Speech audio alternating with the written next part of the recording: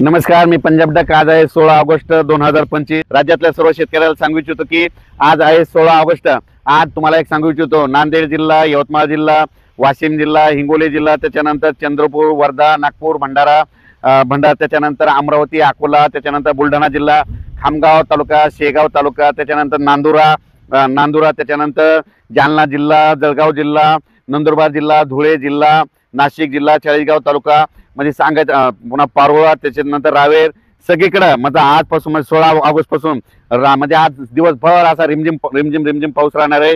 काही काही ठिकाणी मुसळधार पडणार आहे, कुठं अतिमुसळधार पडणार आहे, म्हणून हा अंदाज लक्षात येतात। सांगायचं झालं तर राज्यामध्ये आज 16, 17, 18, 19, 20 तारखेपर्यंत दररोज वेगवेगळ्या भागात अतिमुसळधार, कुठं मुसळधार असा पाऊस पडणार आहे, म्हणून हे अंदाज लक्षात येतात। आणि राज्यातल्या सर्व शेतकऱ्याला सांगू इच्छितो की काय करायचं, 21 तारखेनंतर राज्यातला पावसाचा जोर ओसरणार आहे आणि पोळ्यापासून पाऊस कमी होणार आहे आणि त्याच्यानंतर परत 26 तारखेच्या नंतर परत पुनरागमन पावसाचा होणार आहे, म्हणून 26 ऑगस्टला परत पाऊस येणार आहे, म्हणून हा अंदाज त्याच्यानंतरचा लक्षात येतात। आणि शेतकऱ्यासाठी आनंदाची बातमी, पोळ्याला सूर्यदर्शन होणार आहे, म्हणून खास करून आनंदाची बातमी म्हणजे 22, 23, 24, 25 तारखेपर्यंत 4-5 दिवस सूर्यदर्शन आहे। तितक्यामध्ये तुम्ही तुमच्या फवारण्या करून घ्या, खतं घालून घ्या, कारण की त्याच्यानंतर 26 तारखेच्या नंतर परत राज्यात पावसाचं वातावरण तयार होणार आहे, म्हणून हा अंदाज लक्षात येतात।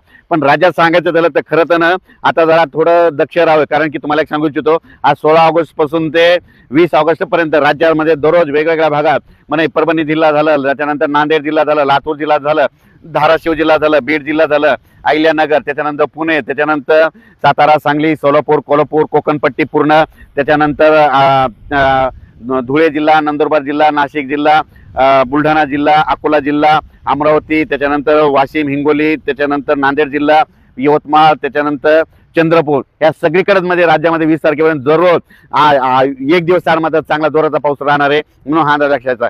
खास करून सगळ्यात अतिदक्षता म्हणून तुम्हाला एक सांगू इच्छितो की मुंबईकरांनी काय करायचं, 19 तारखे म्हणजे 18 तारखेपासून मुंबईकडे म्हणजे 18, 19, 20, 21च्या दरम्यान मुंबई नाशिककडे अतिमुसळधार, काही ठिकाणी अतिवृष्टी होणार आहे, म्हणून मुंबई नाशिकच्या शेतकऱ्यांनी हा अंदाज लक्षात येतात, जनतेने देखील अंदाज लक्षात येतात। उत्तर महाराष्ट्रामधल्या सर्व शेतकऱ्याला सांगू इच्छितो की काल देखील म्हणजे उत्तर महाराष्ट्रामध्ये पाऊस नव्हता, पण काल रात्रीच्या खूप ठिकाणी उत्तर महाराष्ट्रात देखील पाऊस झाला, कन्नड भागात देखील पाऊस नव्हता, त्या भागात देखील काल खूप पाऊस झाला। शिवना प्रकल्प देखील भरले, बरेच प्रकल्प भरले।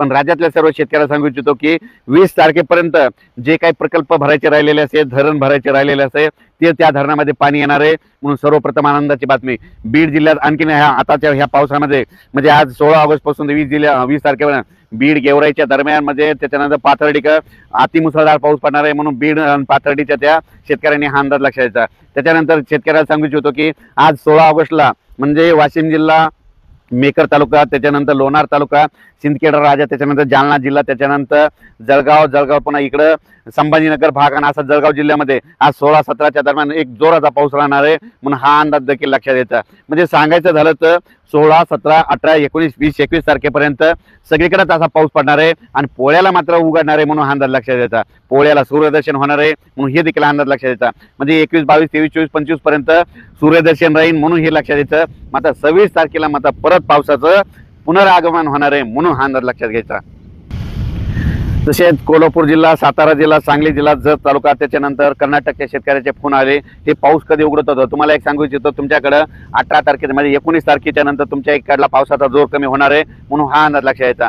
पण सध्या तरी मात्र 18 तारखेपर्यंत तुमच्यामध्ये सातारा, सांगली, सोलापूर, कोल्हापूर, त्याच्यानंतर कोकणपट्टी, पुणे असं ह्या पश्चिम महाराष्ट्राकडे म्हणजे चांगला म्हणजे पश्चिम महाराष्ट्राकडे आता ह्या 2 दिवस झाला एवढा पाऊस नव्हता, पण पश्चिम महाराष्ट्रातल्या देखील शेतकऱ्याला सांगू इच्छितो की तुमच्याकडे देखील म्हणजे आज 16 पासून ते 20 तारखेच्या दरम्यान खूप असा चांगला पाऊस पडणार आहे, म्हणून हे लक्षात येतं। त्याच्यानंतर सगळ्यात महत्त्वाचा दुष्काळ पट्टा कडाष्टी बीड जिल्ह्यातला, कडाष्टी बीड शिरूर, तर त्या शेतकऱ्याला सांगू इच्छितो तुमच्याकडे देखील भरपूर पाऊस पडणार आहे, म्हणून हा अंदाज लक्षात येतात। आणि राज्यात आणखीन सगळ्यांना सांगू इच्छितो की आता हे जे पाऊस पडणार आहे, तुम्हाला एक सांगू इच्छितो की काही ठिकाणी अतिमुसळधार पडणार आहे, कुठं मुसळधार पडणार आहे, काही ठिकाणी ढगफुटी सदृश्य पाऊस पडणार आहे, म्हणून हा अंदाज लक्षात येतात।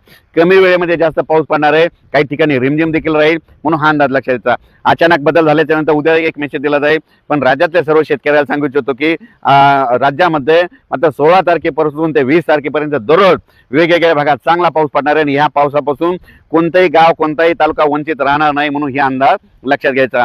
राहिला होता फक्त उत्तर महाराष्ट्राकडे पाऊस कमी होता, तर उत्तर महाराष्ट्रातल्या सर्व शेतकऱ्याला सांगू इच्छितो की तुमचा जळगाव असो, धरणगाव असो, त्याच्यानंतर रावेर तिकडला पारोळामध्ये, नंदुरबार, धुळे, जळगाव तिकडल्या सगळ्यामध्ये तीन जिल्ह्यामध्ये आतापर्यंत पावसाळ्यामध्ये जितका पाऊस पडला नाही तर त्याची सरासरी ह्या पावसात तुमची ओलांडून जाणार आहे.